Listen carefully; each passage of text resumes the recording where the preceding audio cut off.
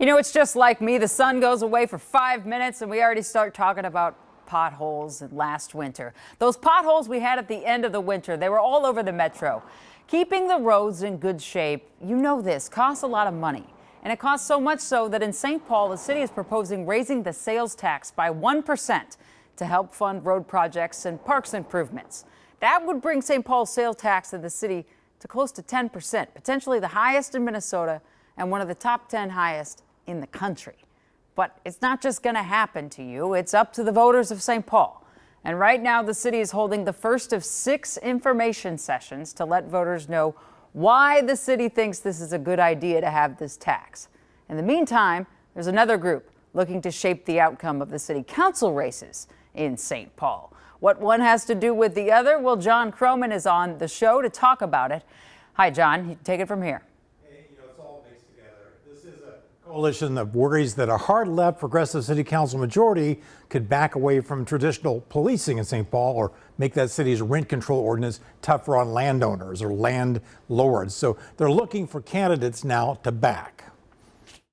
City government shouldn't be about partisan politics, shouldn't be about ideology. Service St. Paul is a new coalition of construction unions, landlords, and business owners looking to steer the outcome of the city council race in the capital city. Jason George is with Local 49 of the International Union of Operating Engineers. We believe that St. Paul and other cities like it should be focused on core issues, core public services, safe streets, police, fire, roads, housing, the things that really impact all of us. Probably our largest concern right now is we're losing a lot of experienced city council people.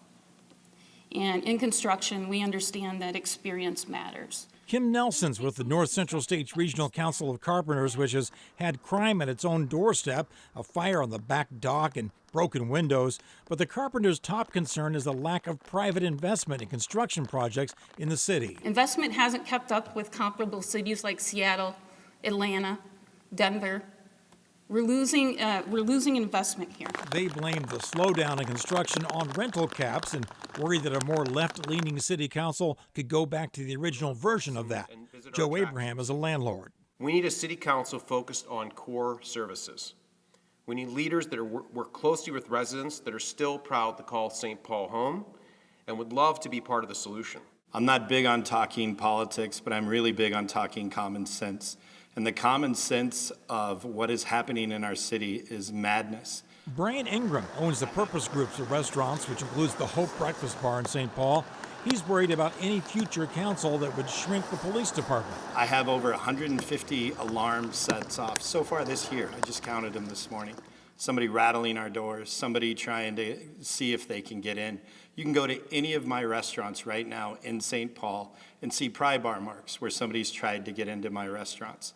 The group made their first endorsement in Ward 3, the city's far southwest corner. An open seat, they're going with Isaac Russell. We need people like Isaac on the city council that are going to make core services like public safety, like housing, like city streets a priority.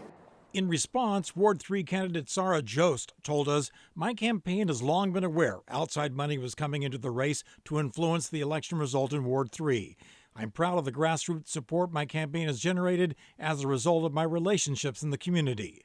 Ward 3 candidate Patty Hartman told us, "I support a fully staffed police force, positive police community engagement, and social services to help residents in need develop productive social connections and increased employment skills." Troy Barkdale is also running in Ward 3. We haven't heard back yet from his campaign responding to this endorsement. Now, Jana, back full circle to where we started on the sales tax issue. This group isn't taking a stand yet on the sales tax issue for roads, but individual members of that coalition, like the construction unions, are supporting it. Right, yeah, that's what I was curious about. Is it typical for groups like that to take a position on a sales tax increase, or it just depends? It kind of depends. I mean, there's a whole other group that's working on the sales tax increase right now, so they're kind of letting them do their thing. But it's not unusual, I guess, to see outside money come into these races and try to steer the voters towards certain candidates. Okay, thanks so much, John. Appreciate it.